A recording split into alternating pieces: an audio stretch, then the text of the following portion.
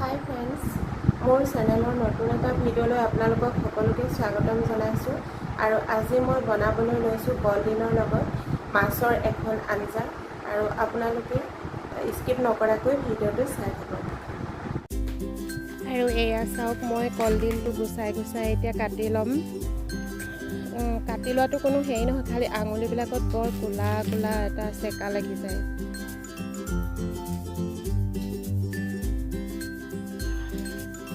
আৰু এয়া চাওক, কলডিলটো মই মিহি মিহিকৈ কাটি ল'লোঁ।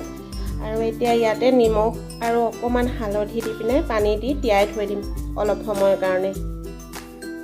আৰু এইফালে মাছকেইপিচ চাওকচোন, তলত বৰফ হৈ গৈছে।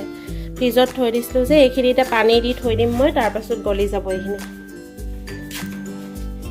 এনেকৈ আপোনালোকে যদি ফ্ৰিজত যদি বৰফ হৈ যায়, এনেকৈ পানী ঢালি দিব, গলি যাব। আৰু এইফালে মই যোগাৰ কৰি লৈছোঁ চাওক, কেইডোখৰমান আলু আৰু মিহি মিহিকৈ পিঁয়াজ কাটি লৈছোঁ, নহৰু, আদা আৰু কেঁচা জলকীয়া 2টা লৈছোঁ, এইকেইটা মই পিচি দিম। আৰু শুকান জলকীয়া 3টা, বিলাহী কাটি লৈছোঁ। তাৰপাছত মই এয়া মাছখিনি ফ্ৰাই কৰি লৈছোঁ।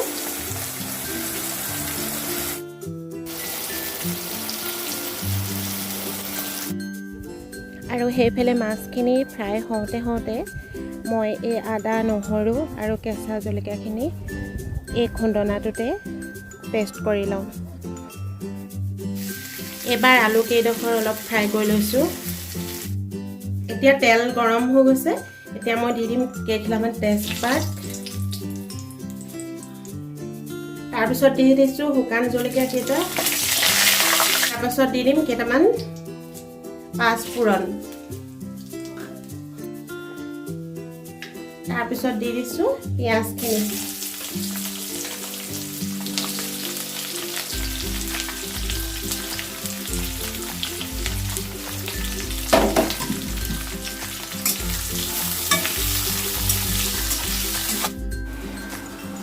এতিয়া দি দিছোঁ বিলাহী কেইডোখৰ।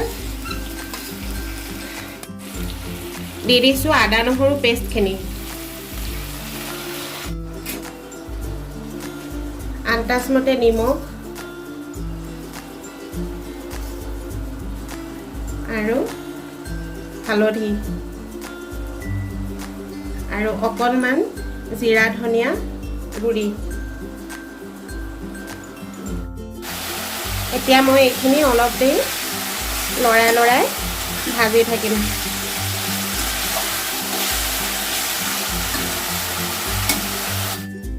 আৰু এতিয়া এইখিনি হৈ গৈছে। এতিয়া মই ইয়াতে দি দিছোঁ কলডিলখিনি, পানীত থৈছিলোঁ যে চেপি দিছোঁ কলডিলখিনি।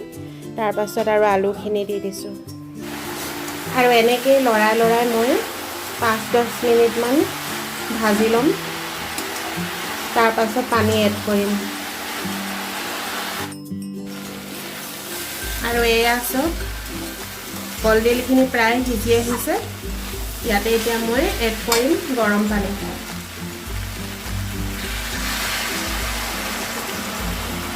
এতিয়া উতল আহিলে আৰু মাছখিনি দি দিম। আৰু এয়া উতল আহি গৈছে। এতিয়া মই মাছখিনি এডোখৰকৈ দি দিছোঁ অলপ। আৰু এয়া চব ফাইনেলি হৈ গৈছে। আৰু এতিয়া লাষ্টত মই এইটো ছানৰাইজ গৰম মছলা ইউজ কৰিম অলপ। নমাবৰ সময়ত দিব লাগে মানে। আৰু এয়া হৈ গ'ল আমাৰ মাছ আৰু কলডিলৰ ৰেচিপিটো। আৰু আপোনালোকে যদি মোৰ ভিডিঅ'টো চাই ভাল পালে, তেতিয়াহ'লে লাইক, কমেণ্ট, শ্বেয়াৰ আৰু ছাবস্ক্ৰাইব কৰিবলৈ নাপাহৰিব। আজিলৈ আহোঁ।